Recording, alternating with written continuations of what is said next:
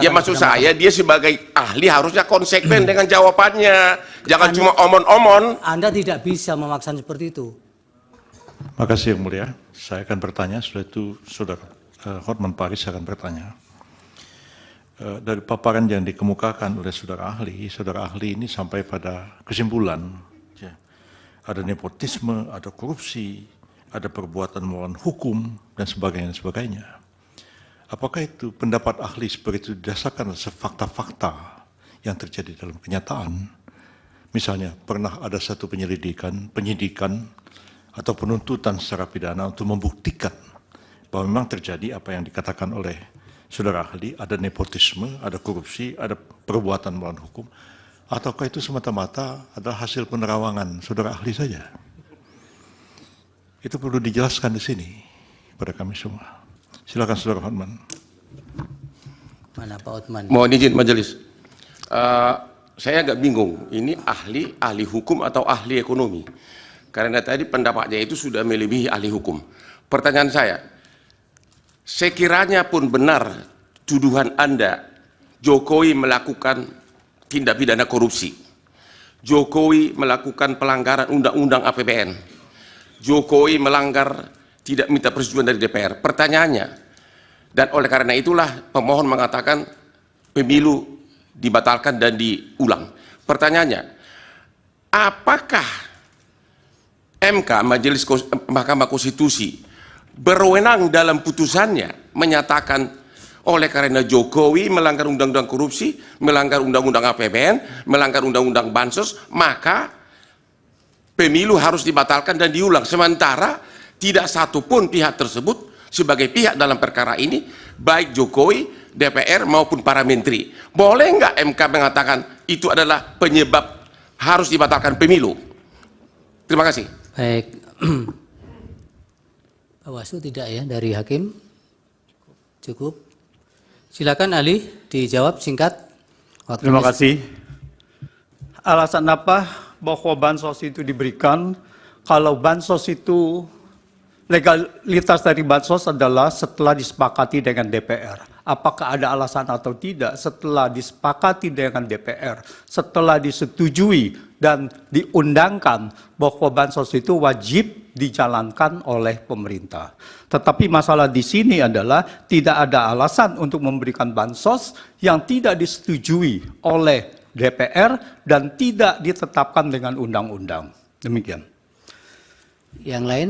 Pemblokiran dilaksanakan dengan apa? Mekanisme dari pemblokiran seperti diakui oleh Kementerian Keuangan bahwa uangnya masih ada di sana. Artinya tidak dipindah dari satu unit organisasi kepada unit organisasi.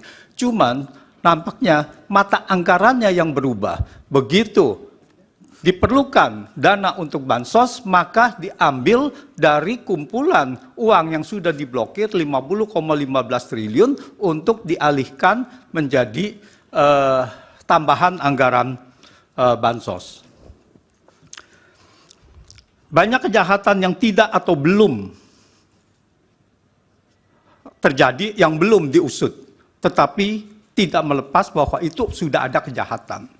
Apakah ini nanti ada yang diusut? Ya, nanti kita serahkan kepada siapa yang merasa berkepentingan, apakah pelanggaran-pelanggaran undang-undang, dugaan pelanggaran-pelanggaran dugaan ini, undang-undang ini, apakah akan ditindaklanjuti untuk mengusut secara pidana. Tetapi dalam hal ini adalah pelanggaran ini untuk kepentingan bansos dan untuk kepentingan pemilu. Dan dalam sidang ini adalah Mahkamah Konstitusi untuk menilai apakah bansos ini adalah legal atau tidak legal. Bansos adalah jelas seperti saya uraikan bahwa itu adalah untuk pemenangan paslon. Jadi kalau kita lihat itu banyak diberikan bukti-bukti, ada lampiran, ada 40. Itu antara lain, ada 40 cuplikan dari berita, itu yang menunjukkan bahwa bansos ini diperuntukkan untuk pemenangan paslon. Jadi ini adalah bukan pendapat saja, tetapi ini adalah sudah ada bukti-bukti nyata. Terima kasih. Cukup. Cukup. Ya. Yang Mulia, boleh kami mengusulkan sesuatu, Yang Mulia? Apa, Bro? supaya kami ini tidak bingung saya pihak terkait, mungkin lebih baik kuasa hukum yang menghadirkan ahli, menerangkan ahli ini sebenarnya ahli apa? Ya, itu Apakah ahli pidana, ekonomi, atau ahli nujum, atau ahli apa dihadirkan di sini? Kami bingung. sudah nanti kami yang menilai, Prof. Majelis juga tadi pertanyaan Hotman Paris belum dijawab. Apakah permohonan pemohon dengan tuduhan Jokowi melakukan korupsi bisa dipakai oleh MK sebagai dasar membatalkan pemilu Ya, hanya karena sudah. keahlian beliau? Mohon belum dijawab Majelis. Ya. Tolong dijawab. Iya, tidak usah terlalu semangat. Bapak mau jawab tidak? Saya itu serahkan karena keputusannya adalah di mahkamah, ya. jadi saya menyerahkannya kepada mahkamah. Ya, itu, Pak Hotman. Bukan wewenang Jadi, saya. Ahli juga tidak harus dipaksakan untuk menjawab, apalagi untuk sama dengan yang diinginkan. Majelis Dan ahli ini kan juga menjawab berdasarkan data, jadi Sudah. bukan hanya mohon izin berdasarkan Majelis kan, omon-omon. mohon izin Majelis kan dia yang memulai, dia yang mengatakan Jokowi korupsi, dia yang mengatakan ini, dia harus konsekuen dong sebagai ahli menerangkan. Iya, tapi pada bagian apakah itu menjadi kewenangan MK kan tidak dijawab. Diserahkan Ya maksud kepada saya dia sebagai ahli harusnya konsekuen dengan jawabannya, jangan cuma omon-omon. Anda tidak bisa memaksa seperti itu. Terima kasih ya, ahli. Keterangannya mudah-mudahan bermanfaat untuk pengambilan putusan. Terima kasih. Mana Pak Hotman? Mohon izin Majelis. Saya agak bingung, ini ahli hukum atau ahli ekonomi? Karena tadi pendapatnya itu sudah melebihi ahli hukum. Pertanyaan saya, sekiranya pun benar tuduhan Anda, Jokowi melakukan tindak pidana korupsi, Jokowi melakukan pelanggaran undang-undang APBN, Jokowi melanggar tidak minta persetujuan dari DPR. Pertanyaannya, dan oleh karena itulah pemohon mengatakan pemilu dibatalkan dan diulang.